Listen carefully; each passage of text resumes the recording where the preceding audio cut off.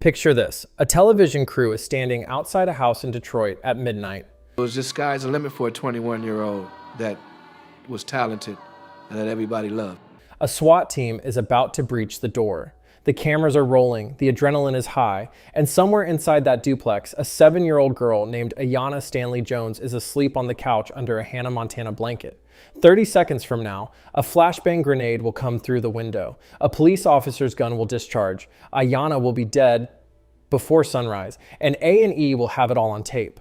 That show is The First 48. For more than 20 years, it sold itself as one of the most authentic crime shows on television. The premise was simple. The first 48 hours after a murder are the most important. Miss that window, and the chances of solving the case drop dramatically. So follow the detectives. Show the pressure. Let the clock create the suspense. The show premiered on June 3rd, 2004, stripped to the bone.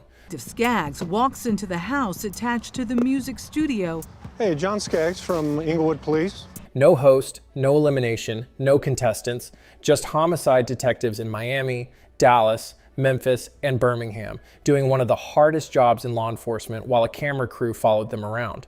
Narrator Dion Graham, who would remain the only constant presence for the entire 29-season run, gave it that low, authoritative voice that made even a dead end feel cinematic. The hook was the statistic. From work and headed home to pack the rest of her things and wait for the Uber to head to the airport. If detectives don't find a solid lead within 48 hours of a murder, their chances of solving the case drop by 50%. That clock created more tension than any scripted procedural ever could, because it was real. The victim's family was real. The grief was real. He's been calling her, and everybody's been calling her, and her phone is just going to voicemail. When a detective cracked a case at hour 36, the relief you felt was real. Critics loved it. Linda Stasi of the New York Post called it riveting. Ken Tucker at Yahoo News went with addictive. By 2006, the International Documentary Association nominated it for a Distinguished Documentary Achievement Award, a category usually reserved for serious journalism, not cable television from the network that also aired Dog the Bounty Hunter. By season 6, it was the highest-rated nonfiction justice series in America. The season 8 premiere drew 2.3 million viewers. What was on their mind was robbery, and that's how they were going to make their living. Police departments were calling A&E cities wanted in. And there, in that very success, is where everything starts to go sideways. Here is the thing about being a show that markets itself on urgency, on speed, on the idea that the faster you move, the better the outcome. Eventually, someone is going to point out that moving fast is not the same as moving correctly. And The First 48 collected enough evidence of that distinction to fill a courtroom. Several courtrooms, actually, which is exactly where a lot of this ended up. You can't act like you know what's going on. We can't call the police. The first major crack was not subtle. On May 16, 2010, A&E cameras were embedded with the Detroit Police Special Response Team as they conducted a nighttime raid on a duplex on Lillibridge Street, searching for a murder suspect.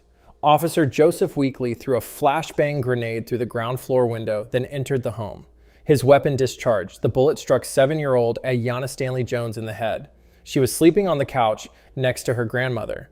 Aetv's family attorney, Jeffrey Feger, had access to the footage recorded that night, and his description was unambiguous. The shot was fired from outside on the porch before Weekly even crossed the threshold. The police told a different story. They said a struggle with the grandmother caused the discharge. Multiple officers later testified that they had not wanted the cameras there at all. I disagreed with it 100% tactically, one officer said on the stand. He and Ashley loved each other. How did she end up being killed? It was a serious event. We did not need distractions. Somehow, having a television crew present during a high-risk SWAT raid at midnight turned out to be less tactically sound than the producers had hoped. Detroit's mayor banned all reality television crews from riding along with police the following morning. The A&E camera operator, Allison Howard, was charged with perjury and obstruction of justice for withholding footage and lying about attempts to sell it. She eventually pleaded no contest and received probation. Officer Weekly was tried twice for involuntary manslaughter. Both trials ended in a mistrial. He was never convicted. The city of Detroit settled with Aetv's family for $8.25 million. A&E paid nothing. That same year, in Miami, a 21-year-old man named Taiwan Smart was arrested for a double murder in Little Haiti. Detectives worked his case under the glare of the First 48 cameras. The interrogation lasted 11 hours. At one point, Smart broke down and begged the lead detective in tears, "I don't want to go to jail for something I didn't do. Please help me, out of the decency of your heart." Another man, already sitting in Miami-Dade jail, was telling fellow inmates he was actually responsible for the murders. Taiwan Smart passed a polygraph test. He sat in a cell for 19 months before the charges were dropped. A federal jury later awarded him $850,000 for wrongful arrest and civil rights violations. LaToya tells investigators that she and her mother tried to call Ashley over and over.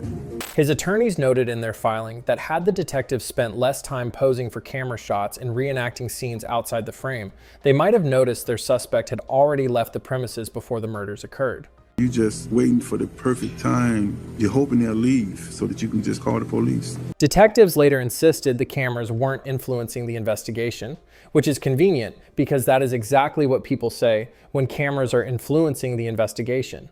An analysis by the Miami New Times later determined that at least 15 men walked free from murder charges that originated under the First 48's cameras in Miami alone. 15 men in one city. Miami ended its relationship with the show in 2013. Dallas followed, then Memphis, then Mobile in January 2024.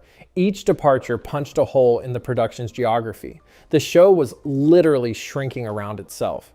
But the single most damning incident did not arrive until 2025, when ProPublica published an investigation into the wrongful conviction of Edgar Barrientos Quintana, a Guatemalan immigrant who had spent years in a Minnesota prison for the 2006 murder of 18-year-old Jesse Mickelson in South Minneapolis. When the Minnesota Conviction Review Unit began its reinvestigation, the very first thing director Carrie Sperling did was watch the episode of The First 48 that featured the case. Her response was immediate. "It's a false narrative. Investigators are just misrepresenting details about the case on TV." The judge who ordered Barrientos Quintana's release was more direct. Detectives had staged scenes for the production that never actually occurred during the investigation.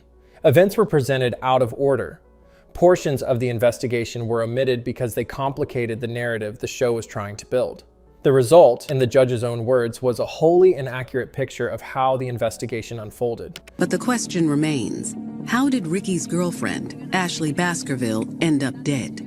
Prosecutors and detectives, having committed to that fictional version on national television before the trial even began, were unable to deviate from it in court. Barrientos Quintana was freed. His case became the first in American legal history where the direct involvement of the First 48 was cited as a factor in an officially recognized wrongful conviction. ProPublica also surfaced something that sounds almost too absurd to be real. The show regularly aired episodes before the defendants they featured had gone to trial. Future jurors could watch their city's homicide unit present a version of the case on cable television, complete with ominous narration and a tidy dramatic arc, weeks before the first day of court.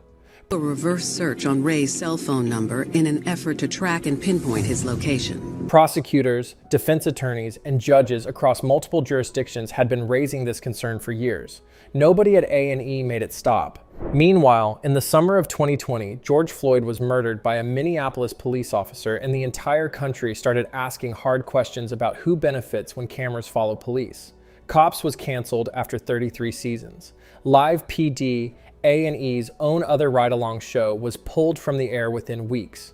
The First 48 survived, but the moral scaffolding holding up the genre had been visibly demolished. The show kept going, the cities kept leaving, and somewhere in the A&E offices, someone was still calling it a documentary. Let's be clear about something. The First 48 did not fail because of a few bad apples. It failed because the entire premise was structurally incompatible with justice, and nobody involved had any financial incentive to notice that until the lawsuits started arriving. Start with the clock. That famous 48-hour statistic was not just a title card. It was the engine of the whole show, pointed directly at the integrity of every investigation it filmed. The moment you embed a camera crew in a murder investigation and build your tension around a deadline, you give every detective on screen an invisible second audience to perform for. Cameras reward confidence, certainty, and dramatic breakthroughs. Unfortunately, criminal investigations tend to reward things like evidence, patience, the willingness to say on tape, actually, I'm not sure about this one yet, which, as it turns out, does not test well with focus groups. Police departments received no financial compensation for participating. Looked in my eyes, and I've never seen her eyes look like that. She was scared to death. Which sounds noble until you remember that exposure is basically currency for organizations that enjoy looking competent. What they got instead was a national platform to show their communities that homicide detectives are hardworking, empathetic, and effective under impossible pressure. That is not a bad thing to want, but it is an extraordinarily dangerous thing to trade for. She looked and saw the pictures of the Harvey family on the computer. Because it means the incentive to keep filming was always stronger than the incentive to stop. And by the 2020s, even viewers were starting to notice the cracks. Reddit threads filled with arguments about wrongful arrests, questionable interrogations, and whether the show was helping investigations or simply turning them into entertainment. Under clips posted online, comments increasingly sounded less like true crime fans and more like amateur defense attorneys. The same audience that once treated detectives like heroes was now asking a much less comfortable question. What happens when the cameras become part of the story? When Taiwan Smart's interrogation was falling apart in Miami, the cameras were still running. When Minneapolis detectives staged scenes that never happened, the cameras were still running. When a SWAT team threw a flashbang grenade through a window in Detroit at midnight, the cameras were still running. The production never paid $1 in damages. The cities did. $8.25 million in Detroit, $850,000 in Miami. Out. She stayed outside and looked out for the police or anyone else. Not a cent from A&E or aetv Entertainment, the companies that turned other people's worst nights into television. And then there is the question of who the show was actually about.